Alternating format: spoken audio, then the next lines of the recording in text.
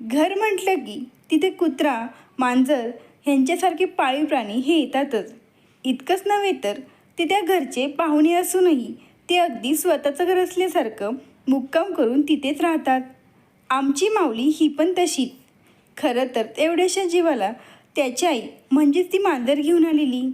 सकाळी दार उघडलं, तो काय, एक छोट्याशा पिलाबरोबर आमची मांजर घरात शिरली.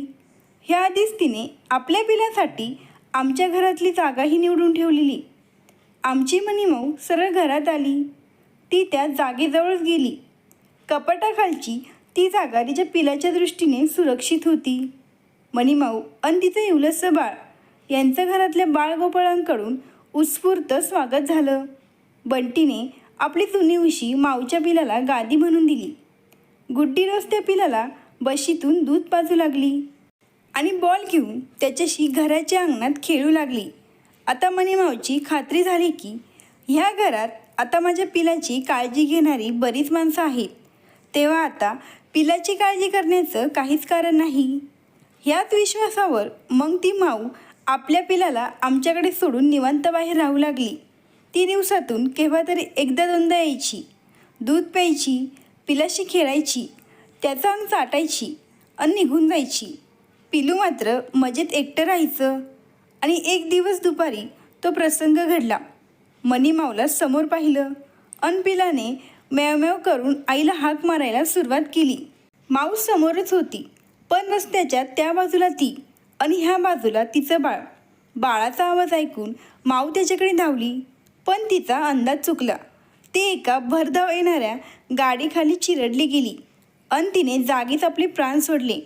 बिचारा पिल्लू आता अनाथ झालं होतं. जेव्हा ते आईसाठी बेचैन व्हायचं, ओरडू रडू लागायचं, तेव्हा खूप वाईट वाटायचं, मन भरून यायचं आणि डोळे ओली व्हायची. मनीमाऊ गेल्याचं दुःख तिच्या पिल्याने इतकंच बंटी आणि गुड्डीलाही झालं होतं. आईसाठी केविलवाणी झालेलं पिल्लू कितीही प्रयत्न केले तरी ऐकायचं नाही. रोज आईच्या वाटेकडे नजर लावून बसायचं, आर्तस्वराने तिला हाक मारायचं, पण ती आता कधीच येऊ शकणार नव्हती. पुढे असेच काही दिवस गेले. अनेक दिवस अचानक मेव मेव असा आवाज ऐकू आला. पिलाने कान टवकारले. गुड्डीही हॉलमध्ये धावली.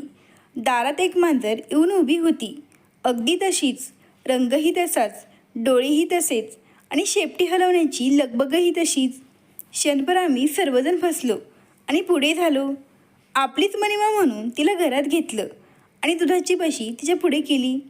ती मनीमाऊ घरात येताच गुड्डीलाही असं वाटलं की आता तिचं पिल्लू पुढे येईल, आईशी खेळेल, पण तसं काहीच झालं नाही.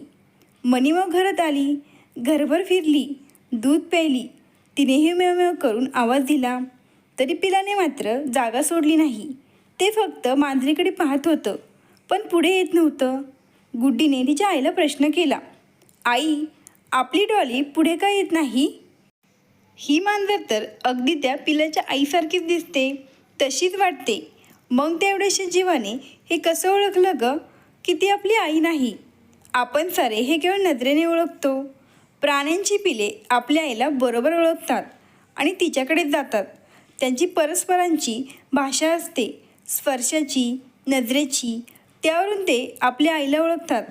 4-6 पिलांतून कुत्री, मांजर, शेळी, गायही आपले वासरू, आपलं पिल्लू अचूक ओळखते. आई, खरं ग, तुझं म्हणणं अगदी बरोबर आहे.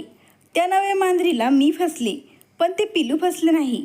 खरंच प्रत्येक प्राण्याची भाषा ही वेगवेगळी आणि ज्याची त्याच्या परिचयाची असते, हेच खरं आहे.